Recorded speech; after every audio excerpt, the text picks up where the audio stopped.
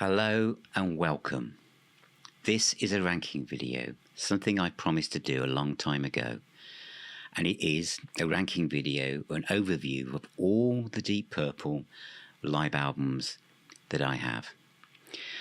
Some I've missed out, some I don't probably have, but I have a list of 60 Deep Purple live albums, which is going to be a bit unmanageable because some of those are kind of different versions of something else that came out. So what I've tried to do with those 60 Deep Purple live albums is to condense them, and I've condensed them down to about, 38-ish. So I've excluded albums that have a few live tracks on. So things like Powerhouse, New Live and Rare in Japan as it was called, aren't in the list. And then things that are DVD only. Do you remember this on anybody? One of the first Steve Morse DVDs, Perihelion. I don't think this ever came out on on CD, so it's not included. And there's some other things like that I've excluded. I'll notice in a lot of American YouTube channels, when they do ranking videos, they exclude live albums. And here in the UK, I've never done that. A live album is just another album in the band's catalogue. That's how they appear in the record shops. You know, Made in Japan wasn't in a live section. It was just next to Machine Head and in between next to Who Do We Think We Are when I was a kid. So I've always seen live albums as just part of the catalogue. So if I do any ranking videos, I always include the live albums within it. However, this goes back to when I did a video with Martin Popoff where we looked at our top 20 Deep Purple albums, and I did put my favourite live albums were in that top 20 list because that's what I would normally do, and Martin didn't do that. His were just studio albums, and he did say at the end, going back into the mists of time, well, Phil, maybe you should do a video that kind of like highlighted the best of their live albums because there are so many. And you can't see what's in front of me, but it's if my wife could see what was happening into the house at the moment, I think she'd be quite concerned.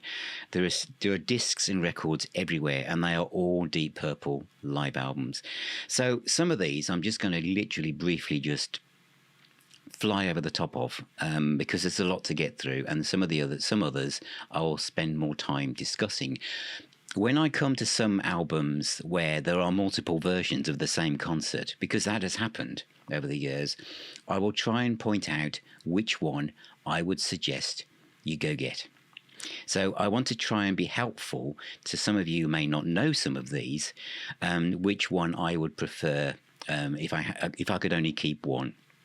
Also, this is a personal ranking of all the Deep Purple live albums that I know about, that I have in my collection. It is based on the ones that I play the most. It is ranked on my love of this music, my love of this band. There is no statistical data on sales stats, no Wikipedia information.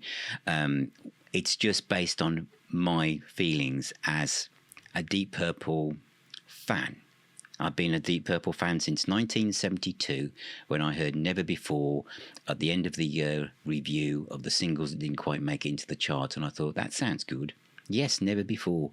And then from then on, boing, I went into Machine Head in rock, and off I went, and I saw Deep Purple the first time in 1974 on the Burn tour. Now, that had a big impact on me. I was 15. So you can imagine that certain lineups burnt a deeper hole in my heart, I guess. But as many of you know, those of you who know me know that I love the whole of the Deep Purple family, every offshoot, every lineup. If you've never seen me before, which is possible, and the algorithm has brought you to my door, hello. But if you're someone that believes that without Blackmore there's no Purple, this video isn't going to be for you. If you're someone that likes all the lineups and has an open mind, could be. But buckle up, get yourself a nice cup of tea, or pour yourself something, a glass of beer or a glass of wine, or just sit down and relax as I go through the top 38, I think, top live albums of Deep Purple based on 60 releases I have in my home. The other one that didn't make it God, is he ever going to start? I am. I couldn't find anything to represent the Jolene Turner era of Deep Purple. I do think that's sad. I do believe the BBC recorded one of the concerts from the UK tour with Jolene Turner for the Slave and Masters tour, but it's never been released because the band split up too soon afterwards and everybody just lost the heart or will to live, and it never came out. So my objective for the powers that be that may stumble across this video, either now or in the future, is we deserve a Jolene Turner era live album. Anyway, let's kick off. Deep Purple, Gemini Suite. This is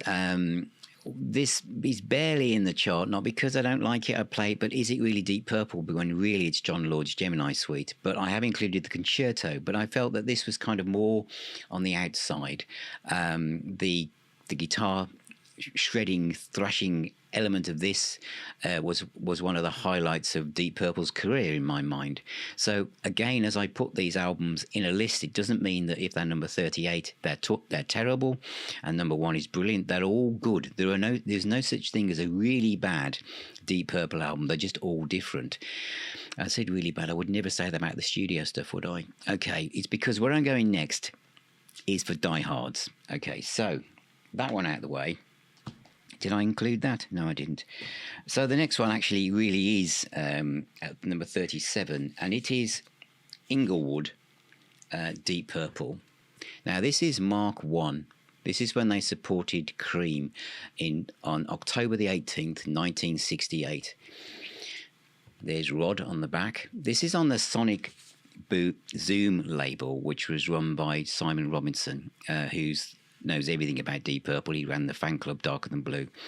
It features Hush, Kentucky Woman, Mandrake Root even, Help, Wring That Neck, River Deep, Mountain High, and Hey Joe. Apparently there was some video footage of this particular gig, but you can't make out what's going on. But this is bootleg quality. So I'm not going to recommend anyone seek this out unless you're a completist. It does come with a little booklet. Anything to do with Simon Robinson comes with a little booklet with pictures and an essay in. So I know some of you are intrigued already. I'm not going to say don't buy it, but it is my least played Deep Purple live album. That's the only thing you need to know, really. Next in my least played Deep Purple live albums, and I know a lot of people have a soft spot for this, it is Deep Purple, Perks and Tit, which is a bootleg, again on the Sonic Zoom label. This is from the 1974 tour, April the 9th to be exact. Burn, Might Just Take Your Life, Lay Down, Stay Down, Mistreated, Smoke on the Water, and there's a keyboard solo. I used to have this on vinyl, actually. And again, because it's Sonic Zoom and it's Simon Robinson, there is a booklet with it hiding in there somewhere, which, has got a full essay about the concert. It is a bootleg. It's better quality. In fact, the quality was deemed so good that Mistreated here, off this album, is the version Mistreated that was on the Listen, Learn, Read On box set from a few years ago. However, I've talked about this before because this was a concert that gave me hope that even gods could make mistakes when I was learning to play guitar and starting to play in bands. Because Richie on Burn and Might Just Take Your Life is all over the place. He either trips over a cable or something's gone terribly wrong and he misses notes, he's out of tune, it's all over the place. For that reason, I don't play this very often. It might have made me feel good in the van after coming home from a gig that I'd done myself, but it is not a highlight of Deep Purple's career for me. Next is a good gig. It's Montreux 1996, and this is the Steve Morse lineup of Deep Purple. Fireball, Ted the Mechanic, Pictures of Home, Black Knight, Woman from Tokyo, No One Came. That stands out. When a Blind Man Cries, Hey Cisco Speaking, Smoke on the Water. It also features Sometimes I Feel Like Screaming and Falls from a different Montreux gig, I think. From the year 2000. They should release all of these things, really. It's a good gig. The songs are obvious. I think that was one of the issues I guess I might have had. But the 2000 gig, obviously having Falls and the way that Steve Morse reinterprets that, wonderful improvisation by him. No One Came is good, and Hey Cisco. But that sits, in fact, where are we? Montreux 91 is that?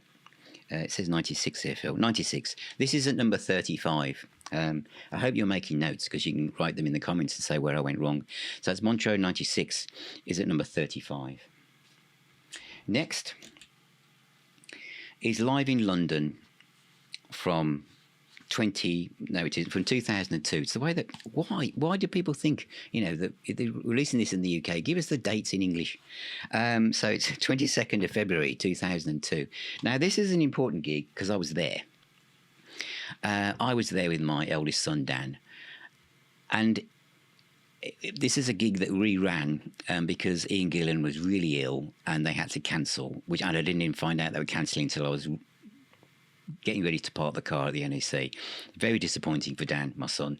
Would have been one of his first ever gigs at the time.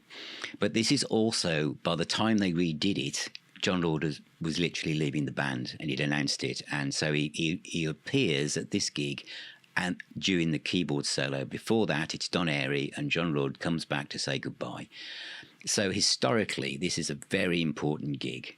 It's Woman from Tokyo, Ted the Mechanic, Mary Long. Interesting that came back into the set. Lazy, No One Came, The Aviator, spot on. The Well-Dressed Guitar, Up the Wall, Black Knight, Falls, John Lord's keyboard solo, then John stays for the rest of the gig. Perfect Strangers, Steve Morse does his best of the riffs, Speaking and Hush. Why is this so low, Phil, if it's so historical and you were there? Ian Gillan's voice wasn't quite back to where he should have been, and he's struggling. And I know that can happen to Ian a lot on some of the live stuff, but that has prevented me from really enjoying the gig. There's a nostalgic aspect to it because I was there, but again, it's not something I pick off the shelf to think I need a Deep Purple live fix. I'm going to go with this one. So it doesn't get played that often. Now, from this point on, everything is great, but it has to be ranked somehow. This series, because you've noticed that the last one was in this kind of like cardboard packaging for a pair of shoes type packaging that Endor Records seem to think that us Deep Purple fans would like. We don't. Digitally remastered in 2022. I mean, come on. We're Deep Purple fans, seriously, and you'd be say, oh, it's number 6,547 out of 10,104. It's collectible. It's great, but it's Deep Purple. We don't. Oh, I don't know. This is Hong Kong, China, 2001. It was also released in a box set that you could buy from the concert, so it looked like this. So this has come out twice. This one is remastered. This one is glossy. They're both 2 CD sets. This one had pictures in it, and the new one doesn't have pictures in it, which is a shame. But they all line up to look quite neat on your shelves. It's a good gig. It's a good concert, and that one is Hong Kong, and it is at number 33. Next is Wollongong. I'm sorry if I've mispronounced that. And this also is from that tour, the 2001 tour, where they did several from the Desk concert recordings. This has got Jimmy Barnes singing on it, on speaking, and he's wonderful. This is obviously Australia. This is also available on one of these reissued cardboard box like affairs. 10,000 copies. Mine's 9,104. Whoopie-doo. And on this was Mary Long, Lazy, No One Came, Sometimes I Feel Like Screaming, Falls, superb. But as I say, Jimmy Barnes is on here as well. They're great concerts. They're very exciting. I hope they don't stop. There's something about Deep Purple, a series of live stuff. It's as someone suddenly goes, oh, I don't know, do we need to do another one? When you promised you're going to do more. So I hope they just keep doing that. I mean, there's more of these from the original live box set. I'll see if I can find that. Bear with. It came in this. It came in this box, which was available from the gigs for about 50 quid. It's about 400 and odd pounds now. So I hope they keep doing these. So we're up at Wollongong. Next is Deep Purple live in concert, the 2006 Montreux Festival. This is a CD and DVD set. This is an important set to me. I mean, in the history of Deep Purple, as I go through this, because this is Pictures of Home, Things I Never Said. So this is different songs from the different Morse period albums that, you know, they're in isolation. Somebody should do a Steve Morse track compilation, perhaps, of the live albums. Strange Kind of Woman, Rapture of the Deep, which is always good live. Wrong Man, great. Kiss Tomorrow Goodbye. See, there's a good range of newer songs on here from the time. When a Blind Man Cries, and then obviously Lazy Keyboard Solo, Space Trucking, Highway Star, Smoke on the Water, and we're done. So we go straight back into the, you know, the track lines of what you might expect. But there's some interesting stuff on that, and visually it's also, you know, a nice recording. This is also available on DVD, and it isn't, and it's made me think, as I say this out loud, that it's going to be something I put on, because it kind of just slipped out when everyone in 1996 had seen that Deep Purple's brand was gaining awareness since, you know, Richie, the unreliability of Richie being in the band as it was then, and Steve Morse came in, and everybody wanted to see them because they were going to be happy, fun, and connected. And this is a double live album called Live Encounters. I think it was it Poland? I should know that. But it was a proper Thames Talent put this out, so it's a good recording. But the set list is superb. This is 1996. Fireball, Maybe I'm a Leo, Ted the Mechanic, Pictures of Home, Black Knight, I'm Not Your Lover, Steve Morse's solos at this point, Sometimes I Feel Like Screaming, Woman from Tokyo, Rosa's Cantina, Smoke on the Water, John Lord, When a Blind Man Cries, Speaking, Perfect Strangers, Hey Cisco, and Highway Star. It's a terrific concert, absolutely superb recording, and very little information in the it's just pictures, and they're all kind of like photoshopped, so you don't really know where they're exactly from.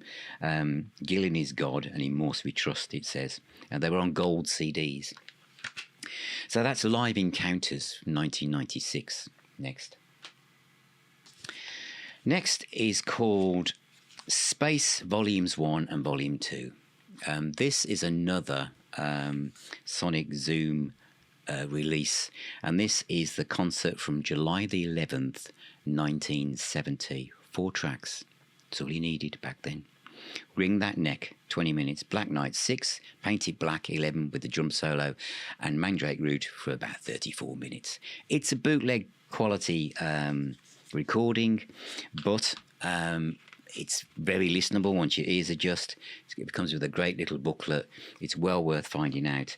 And Simon Robinson's Train Spotter-esque musical archaeology is just stunning. Space, Volumes 1 and 2 is at number 29 in my ranking of all the Deep Purple live albums. At number 28 is Wacken. This is this 2013, is it? I can't remember. 2015. I liked these. These came as 2 CD. They came out, and the next one in the list, I just felt they had to be together, really. This was Wacken. Roger Glover said they had a great time. It's a great concert. This comes with a DVD. It's 2 CDs. Highway Star, Into the Fire, Hard Loving Man, Vincent Price, Strange Kind of Woman, Contact Lost, The Well Dressed Guitar, Hell to Pay, Lazy, Above and Beyond, No One Came, Don Airey's solo, Perfect Strangers, Space Trucking, Smoke on the Water with Yulee John Roth. Green Onions, Hush and Black Knight comes, if you know. It's wonderful. This showed the band rejuvenated in front of a younger audience expecting full-on metal, and they held their own, and I really like this. You used to be able to buy this on vinyl really cheaply, but I think that's a lovely gig. The next one came out literally at the same time, and it's Tokyo. Land of the Rising Sun, again, 2 CD, DVD. I prefer this one, which is why it's slightly up the charts. And this was recorded in 2014. This starts with Après Vue is the opening track, so it's different. Into the Fire, Hard Loving Man, Strange Kind of Woman, Vincent Price, Uncommon Man, Well Dressed Guitar, Above and Beyond, Hell to Pay. So the set list is different. The performance is inspired. The recording is superb. If you love the Steve Morse period of Deep Purple and you don't have these, you can still get them for a really good price, and I absolutely love them. Have I missed one out? I have to be very careful on this, don't I? Because I've got records and CDs, and I'm trying to work out where I am. So that's Wacken and Tokyo. It's possible I might miss one of these out, so just bear with me. Because next, according to my list, is number 26 in the chart, and it's Nobody's Perfect. Now, I mentioned this in my video in 1988, and quite a few people, I didn't realise, I have to think like this. This was their gateway album to Deep Purple. And to me, it was massive disappointment. It just tried to mirror the track listing from Made in Japan, and I just thought they shouldn't have done that. They should have kept more new tracks so that you didn't compare the two albums together, but they didn't. And I mean, I bought the 12-inch single to start with because it came with Dead or Alive and Bad Attitude on it, and I thought it was okay. And Hush was on it, studio version of Hush, which I didn't really understand why they'd done that. And obviously I got the album. It was very expensive at the time. It was over 20-odd quid. And yeah, I liked Hard Loving Woman, Bad Attitude, Knocking at Your Back Door, but all the other stuff, the Highway Stars, Strange Kind of Woman, Child in Time, it just made me think of Made in Japan. So I appreciate that this is a gateway album for many people, but for me, from all the Mark II stuff, it is the least. It's the one I play the least, not because it's bad, it's just not as good to me as the others. So that was Nobody's Perfect there. Nice cover. Next, I've spent ages putting these things all around me, and I cannot find the CD, but I've got to mention it because I really love it. And it's Live in Verona. I do have it on CD, but this is the Blu-ray. I think this is superb because it's with the orchestra. The setting, the concert setting, the arena. It's like the Montreux one that's also from the same year. I just think it's fantastic, and it shows the band full flight. And once you've seen Deep Purple with an orchestra, you can't really imagine them without one. That's how I feel. The power between the tracks is incredible. Live at Verona there is at number 25. Next, at number 24, is Rome, 2013. It's another one of these shoebox type cardboard thingies. This is from 2013, so it's later from that box set that you got from the 2001 tour. And it's a good recording. It's very good. The tracks are Fireball, Into the Fire, Hard Loving Man, Vincent Price, Strange Kind of Woman, Contact Lost Guitar Solo, All the Time in the World, Well Dressed Guitar, Bodyline, Above and Beyond, No One Came. There's a bass solo. This is, from the Now What tour. It's well worth getting. So if you find these and they're missing from your collection, you're really into Deep Purple, then they're excellent. Next is another one of them, Struth. Is this the right? Oh, no, it's not. Yes, it is. Yes, it is. I might want to make sure here. Just pause that I'm not missing anything out. No, I'm fine. Right. Next is number 23. The Concerto for Group and Orchestra. Some of you might say, well, it's not really Deep Purple live album because it's really John Lord's masterwork, isn't it? And Deep Purple just play on that. I feel I've got to include it because I need to include the other versions of it because there's other stuff, isn't there? So obviously there is this, the glorious gatefold sleeve on the Green Harvest label version, which also is the worst sounding version, I think. I'll explain. Then there was the CD version, which came with Ring That Neck and Child in Time tagged on the front. It's okay.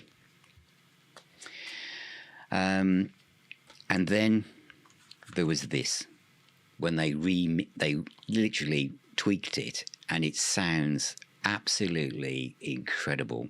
This is the 2002 remaster, also available on DVD, which is well worth watching for John Lord's commentary even.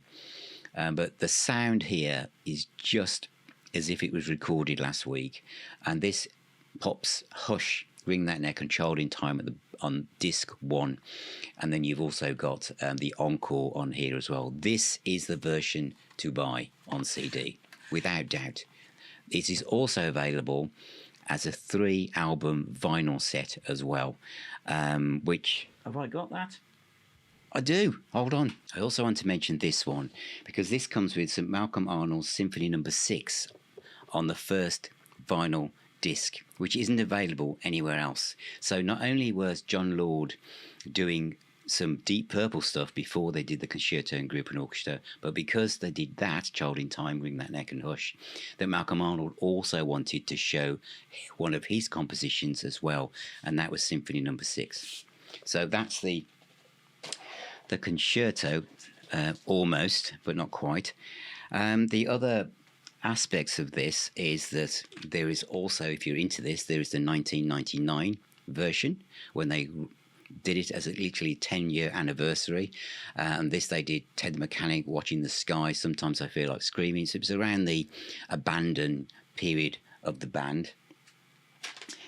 And also in the 2001 live stuff box set, they did 2 versions of it with the Tokyo Philharmonic Orchestra as well.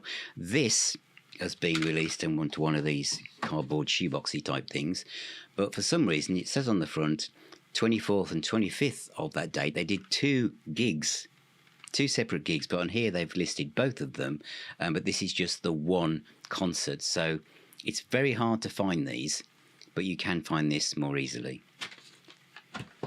Gosh, confusing, isn't it, really? So that is the Concerto. And then we've got Melbourne. This is 2001, another one from the live box set from the 2001 tour.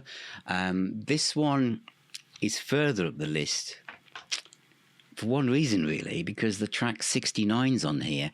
All the other stuff, No One Came, Mary Long, etc., is what you'd expect from that tour. But the track 69 doesn't exist live anywhere else on that tour than here, and it's a great recording.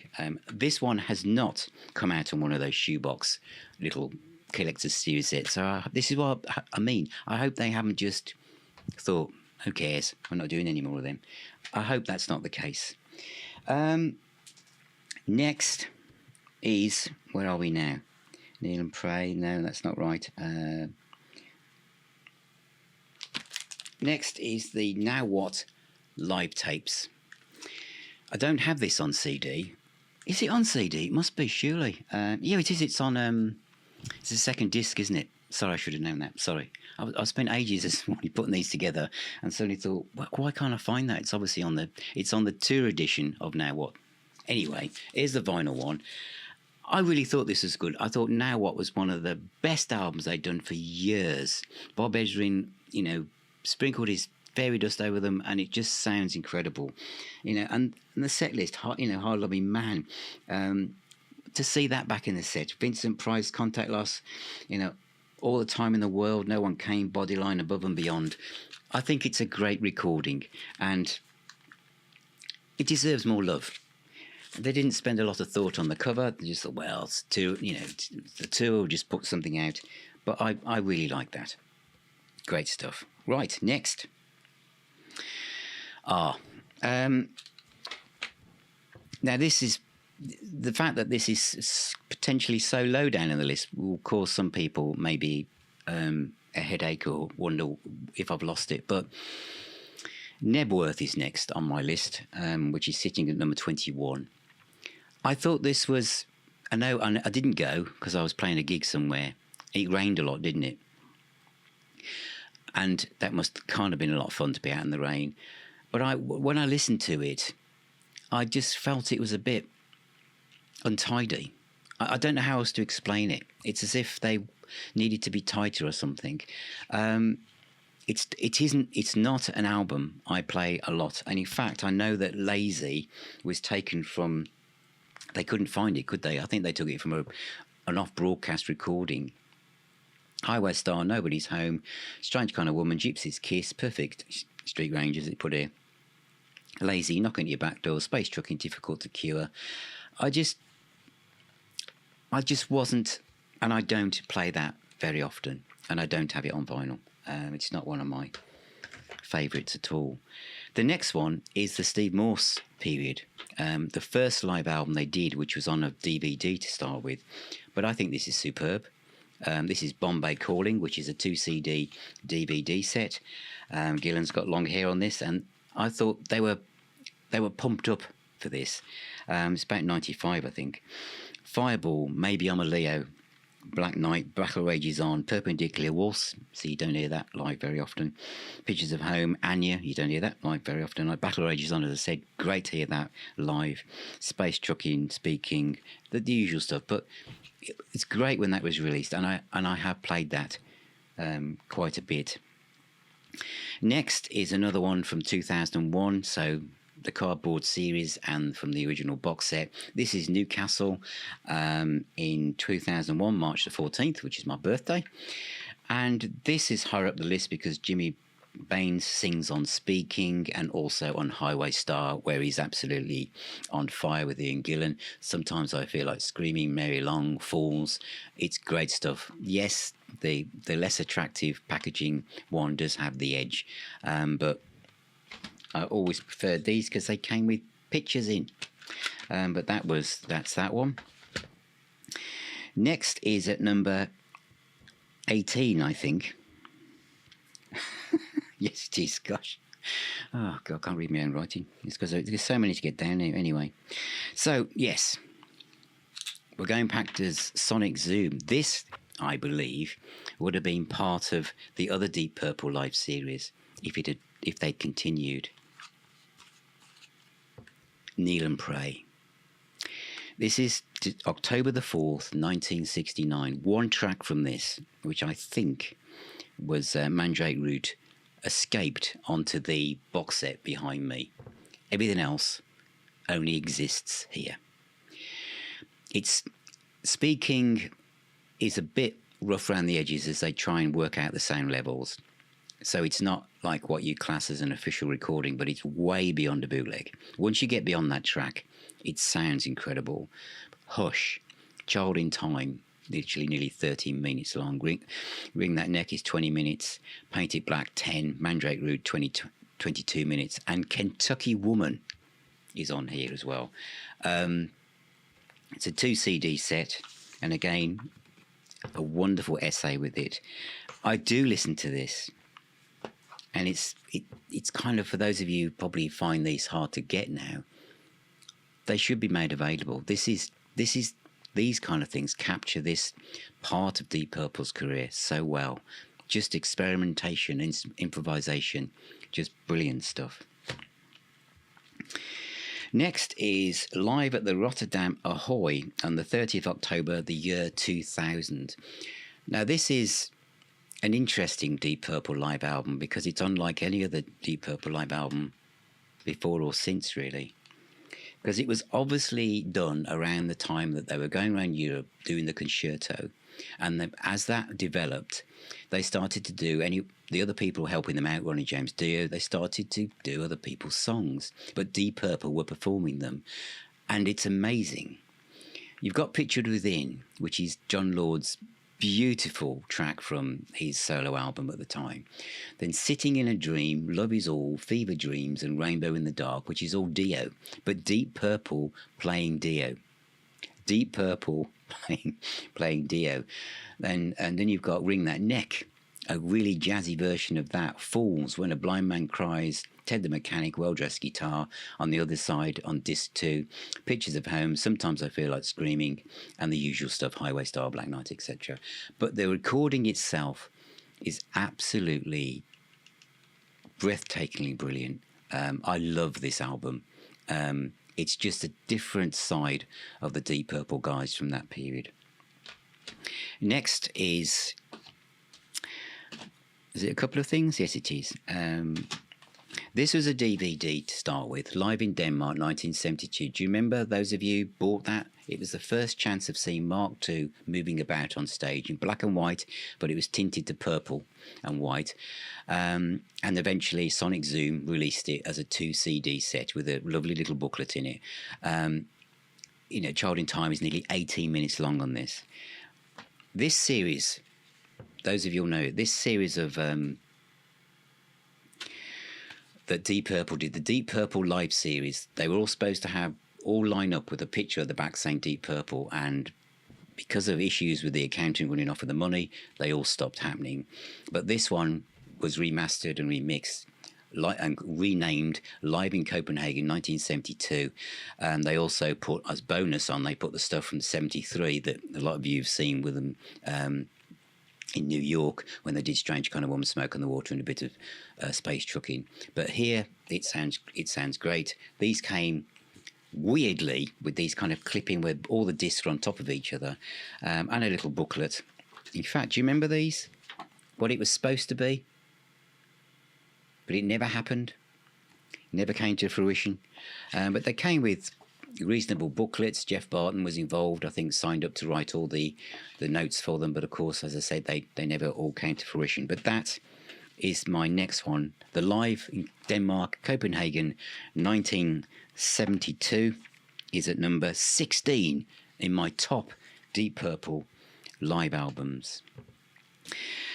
Next, we're going to the California Jam. Next, I feel. Yes, number 15. Now, this is available on DVD. And for me, VHS, because that's how I first bought it. It was released on Premiere EMI. When was this released? 1996. And a very poor sounding mono recording, really. Came with a lovely little booklet. But sound quality wise, not great. So why have I stuck it here? Well, I know it's a great gig, but I've stuck it here because of, again, Sonic Zoom, who did they called it Just Might Take Your Life. And the reason why this is the version of the California Jam that I play the most is because it also has, for track 3, Lay Down, Stay Down, which of course wasn't on the original DVD or album. So you've got the missing track, and the sound quality on here is very much improved. As per usual, there's a nice, really detailed Train Spotter-esque booklet in it as well. Great stuff. California Jam is at number 15. Number 14 is Classic Mark II, again from this series that never got finished. But this is good. This is when Deep Purple was supporting the Faces. Can you imagine what that must have been like? I love the Faces, but wow, bit of a interesting. Live at Long Beach, 1971, with a great picture of Mr. Pace on the front, speaking. Strange Kind of Woman, Child in Time, Mandrake Root. That's it. That's all you got time for. That's all you got time for. I don't know if it says the timing on there. I can't remember. No, it doesn't. But the version of Child in Time on here and how it developed as a live track, just before it became like a bit of keyboards, and then Richie. This is when, Lord and Blackmore were taking turns in the solo part. But it's a great booklet. These all had great booklets. They should have carried them on. But they didn't. But that is well worth getting. Absolutely. I'm hesitating there because I've just thought of one that I potentially left out. I'll just do that in the summary at the end, because it's not really official one. But anyway, where am I now? Now we're in Stockholm again. Now this started like this. Scandinavian Nights, live in Stockholm, 1970. This came with a wonderful booklet, great big pictures of the band, and the tracks were like massive. Ring That Neck, 32 minutes, Mandrake Root, 29, Speaking, Into the Fire, Painted Black, Child in Time, Black Knight, all in the wrong order, but that to fit them on the vinyl. And then it became this, which is a very funky 60s style 2 CD set, which is the first time I got it on CD. And then it became this, which was the Purple Records version, where the sound was improved. And what they did here was they put all the tracks in the right order. But again, great booklet. Simon Robinson's here as well. And then it became part of that Deep Purple Live series, which is probably the best version to buy, because not only is it the best quality version, but you also get Wring That Neck and Mandrake Root from Paris in 1970, and you also get a bonus DVD, which is from the Live on Granada TV, where they do Child in Time and Mandrake Root and Speaking. So that version, without doubt, for the Live in Stockholm series, is the one to get. But this gig was amazing to hear for the first time when it came out of the land of, unofficial recordings or whatever, because I was, mainly Japan and everything, which is going to come up later. But this part of Deep Purple, when it really was about improvisation, is the best examples of it. But that is the one to get. Live in Stockholm, 1970. Right, we are now at number 12 in my top Deep Purple live albums, and we're going with a Morse period now for the next one. This is one of my favourite Steve Morse live albums, and it's the one with orchestra. I know I mentioned the other one, the Verona, but this has got the edge. This has got the edge by miles. This is Montreux 2011. It just gels here. The way that the Lazy with the violinist and everything, and Hard Loving Man with the orchestra, the quality of because again, it's on DVD, so get the DVD, but it just sounds huge. They sound on fire. I absolutely love this. I'm trying to think if there's any specific tracks that are unique to it. They were by this time really hovering around the classic Mark II tracks as well. Maybe I'm a Leo, Hard Loving Man, Highway Star. There's a Deep Purple Overture, obviously. Strange Kind of Woman, A Woman from Tokyo, When a Blind Man Cries, No One Came, Perfect Strangers. That was but what I'm trying to say is I wish they'd have done more stuff. I was beginning to feel here that they were bringing out new albums, they'd do a few tracks, and then the Mark II stuff would float back in again. I mean, Rapture of the Deep on here is beautiful, fantastic, wonderful song. Well-dressed guitar's good, obviously, as a showcase for Steve, but it's very short, really. But overall, it's wonderful. I'm still going to stay with the Steve Morse period for the next one, which it says it's an official bootleg. Cost about £25, this did. It's a promotional copy even. But this is where it was all new, a bit like the Bombay gig. But there's a brass section on here. They were really pushing the boat out. And I think it was it's this live set. And the reason why this is so high at number 11 for me, because it was so adventurous, because when Richie'd been there towards the end, his interest was waning, and it was just... The set list didn't really alter, but here they open with Fireball. They never did that. Maybe I'm a Leo. They never did that. Ted the Mechanic was theirs. Pictures of Home. They never did that. Black Knight. They did. Cascades Are Not Your Lover now. 10 minutes. Awesome. One of the best tracks from the Morse period. Sometimes I Feel Like Screaming. The ultimate Morse period track. One from Tokyo. No One Came. They never did that. Perpendicular Waltz. Great stuff. Rosa's Cantina, brilliant stuff.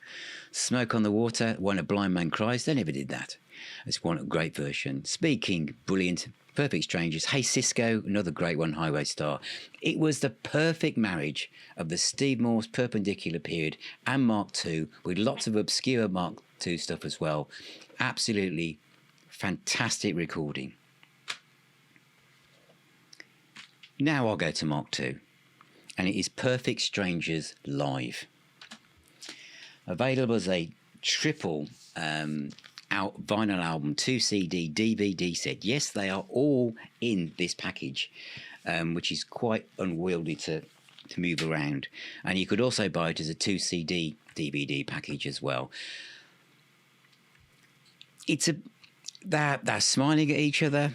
they're happy on the DVD. It's wonderful to see the band having such a great time. I feel like they were still bedding in. They were still finding themselves. But as a record of the reunion from Perfect Strangers, you can't beat this. That slight hesitation was thinking that there will be better performances along the way. But this is miles better than Knebworth.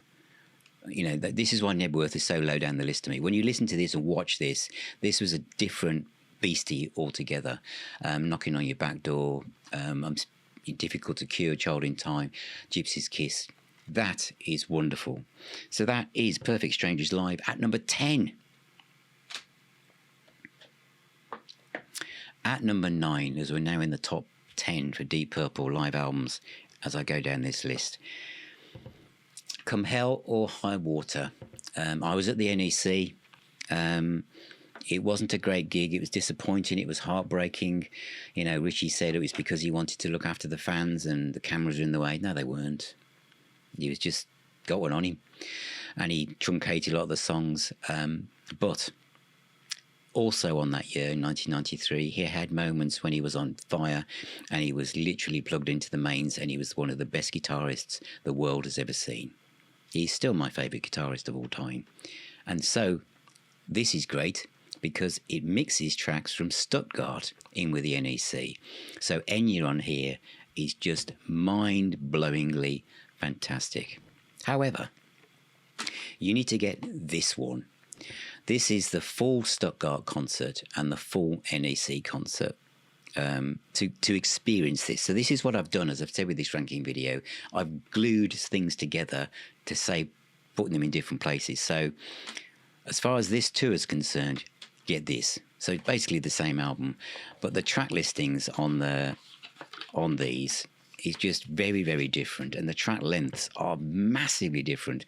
Obviously on Stuttgart, Richie was happy to just solo away because he was in a great mood, having a great time, and there's more stuff on here. There are little improvised sections. Hall of the Mountain King, for instance, isn't on the other one, but the guitar playing is incredible. So live in 1993, live in Europe 1993, is sitting there at number 9. Is that right? Yes, it is. At number 8. Now, this will be interesting to many people, but because I love Deep Purple so much, I was a massive fan, I still am, that if my top 3 studio albums are made in Japan. What am I talking about? My top 3 studio albums are Burn, Come Taste the Band, and In Rock, I think. Or was it Machine Head? Anyway, what I'm trying to say is that Come Taste the Band is way up there because I've become a huge fan of Tommy Bolin. In the beginning, I didn't. This would have been way down, but as the years have rolled by, listening to the Tommy Bolin version of Deep Purple and trying to imagine what could have been is a fascination to me. So basically, this might seem really weird, and bear with me because it isn't what I mean. But at number 8, are you saying, Phil, out of 60-odd Deep Purple live albums, 38 that you've decided to combine, that you're saying that Last Concert in Japan is the 8th best one? No, I'm not. This is not recommended. But what was interesting was many of us, when we thought of Mark IV live, heard this on the wings of a Russian foxbat. And that told us that there was more to this than met the eye, really, that this is what could have been. This was Tommy Bolin on literally gelling with Deep Purple and playing Burn in a way that I couldn't have imagined before, with a very clever melodic guitar solo. Amazing stuff. So, how do you buy this online? This was the first one that came out, which was retweaked and showed you what could have been. This is long gone. You don't need to trouble yourself probably too much with that. This one would be the recommended one. So this is why this is at number 8. This is basically the Tommy Bolin live bit, and it's at number 8. So it's based on that gig. These are all intermixed with this one gig, really. So this is the last concert in Japan, but this has been helped a lot. This has support. Listen to this. Compared with, last concert where it was just like Mark II stuff, really. Burn, Lady Luck, Love Child, Getting Tighter, Smoke on the Water, Wild Dogs, I Need Love, Soldier of Fortune, Lord Solo, Lazy Drum Solo, This Time Around, O to G, Bolin Solo, Drifter, You Keep On Moving, Stormbringer, and Highway Star. This is the version to get. This was on Purple Records. It comes with posters and all sorts of things. It's brilliant. Is there another one? Yeah, there is. There's also Live in Long Beach, which is yet another version. This was on the Deep Purple Live series, and this also had, which segues into something I'm still keeping at this number. This also had 3 tracks from Springfield: Smoke on the Water, Going Down, and Highway Star. But it is essentially Foxbat, and it really shows you what Deep Purple Mark IV could have done. I'll end on this section by saying this isn't an official live album. It is Springfield 1976. But the quality, isn't bad. And that's why I'm holding it up as saying, if you're into Tommy Bolin, the 2 CDs, one's 69 minutes, one's 53, and it is worth listening to. If you like the Mark IV lineup, Springfield 76 is well worth it. Number 7. I'm going back to the Morse period. Yes, I am. Because I play this one loads. It's Total Abandon from 1999. Don't get the vinyl version because it's shortened and it's got half the stuff missing, just so they could fit it onto 2 discs. Get the CD version because Ted the Mechanic, Strange Kind of Woman, really heavy version of that, Bloodsucker, Pictures of Home, Almost Human, Woman from Tokyo, Watching the Sky, Fireball, Sometimes I Feel Like Screaming, Steve Morse Solo, Lazy, Perfectly Strangers, Speaking, Highway Star, Black Knight. This is an inspired concert, also available on DVD. This is my favourite Steve Morse period live album, without doubt. Absolutely incredible. Where are we now? Now we are in Paris, 1975 at number 6. Available on Deep Purple Live series on vinyl for a very good price at the time, and also CD. So we're in the world of live in Europe now. But this stands alone as one of the great Mark III performances, without doubt. There's an interview with Coverdale and Hughes and Pace on this one. But it is a tremendous recording. So that is Live in Paris, Deep Purple Mark III from 1975, which is sitting at number 6. It was previously released as this on the Purple Records label, but if you can find that one, get that one. Next, same tour, different night, Graz, Deep Purple Live series. This is my favourite version of Burn is on here, live by Purple. It's absolutely fantastic stuff. Burn, Stormbringer, The Gypsy, Lady Double Dealer, Mistreated, Smoke on the Water, U401, Space Trucking. Graz is at number 5. Absolutely incredible. I wish they had kept this series going. I've kind of jumped over those, but each of these come with colour booklets with lots of cuttings and stuff. So that was Graz, and also While I'm Here, so you don't feel I've missed anything out. Paris also had a nice... Jeff Barton, of course, did all the writing, but it's got loads of stuff on it. And now we are into the last few, really, and this is Made in Europe, which is this is my original CD version, which sounds quite muddy, to say the least. My much cherished live vinyl album, which still has the Tommy Bolin face in the middle of in the centre of it. Does it? I'm sure it does, because I've got so many different versions of this, but I think it does. Let's just check. Yeah, it does. Although it was Mark III, they still had some of these Come Taste the Band things they're going to use for the next Mark IV album. So Tommy Bolin's face is on the middle of that.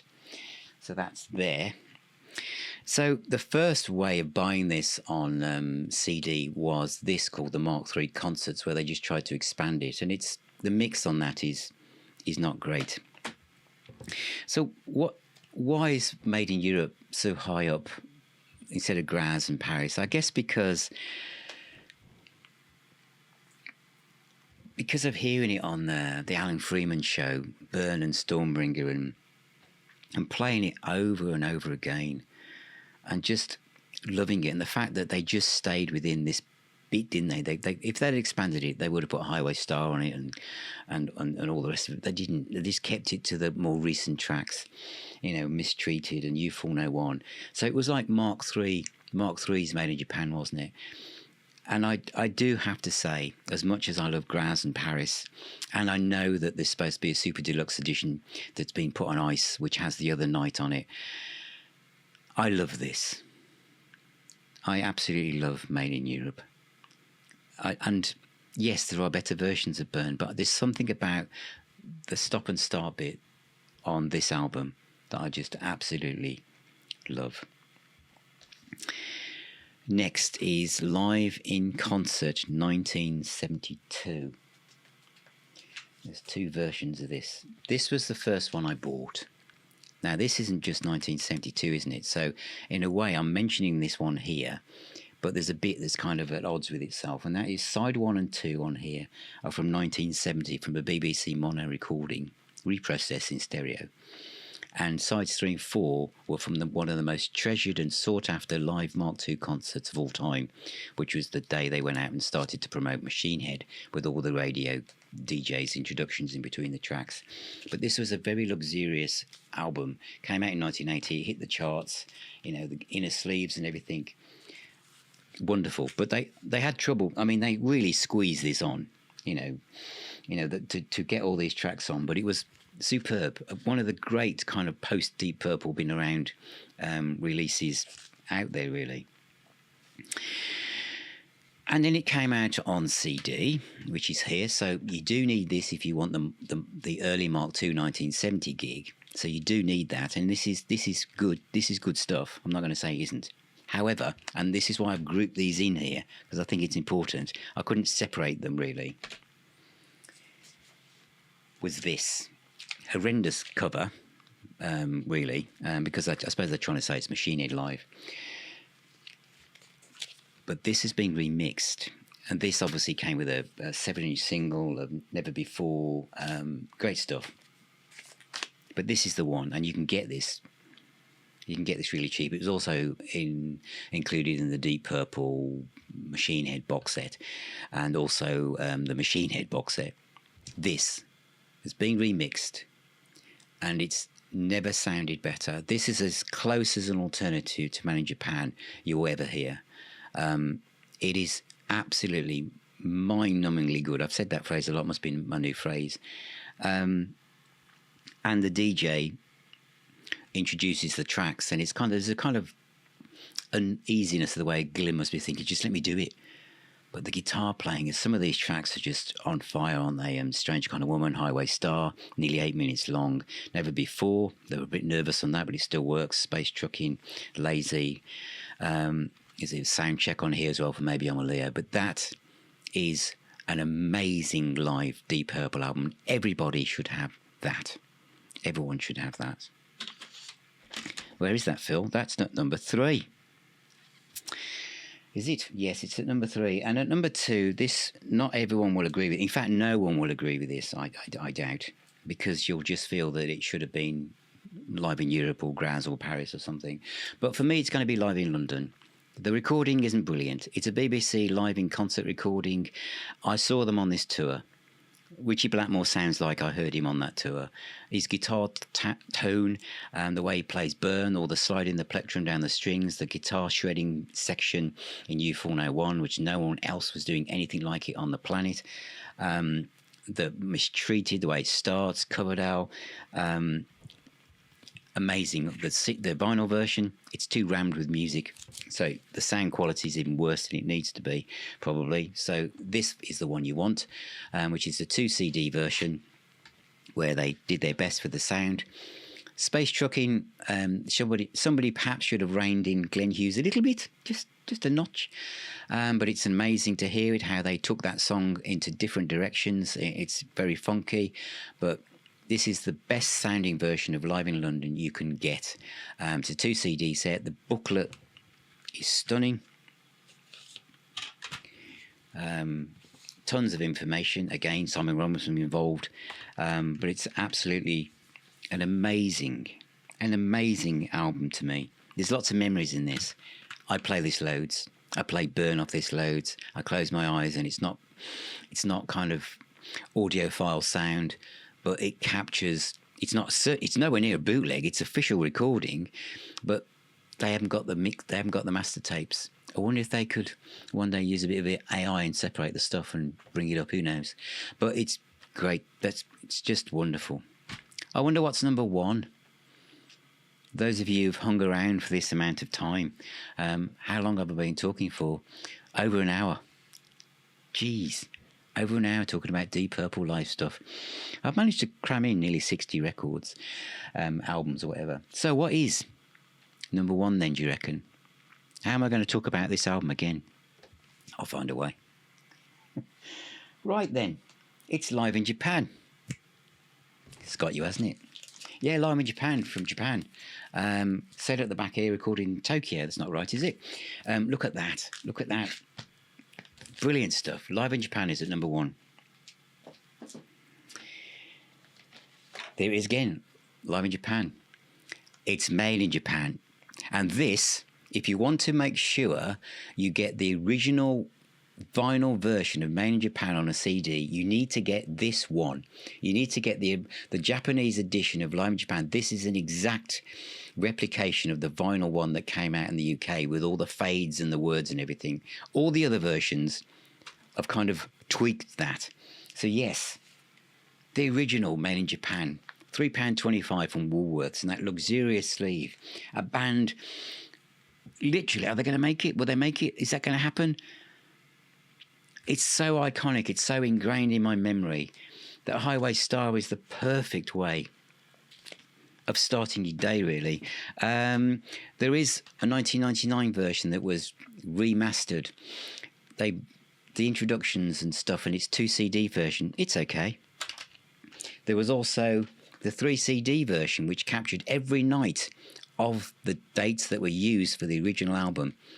It's okay. It's not a great mix. And then we have the Super Deluxe Edition, which is okay. They made some errors texturally on it. But this in here is the best mix, the best version, bar none. You can also get a standalone CD remaster. It gets really confusing because you've got... I've said this before, and it is confusing. I'll just try and look this up. So you've got it... Bear with me. I will be there in a moment. I promise. The sleeve notes on this were done by Malcolm Down, who is sadly missed.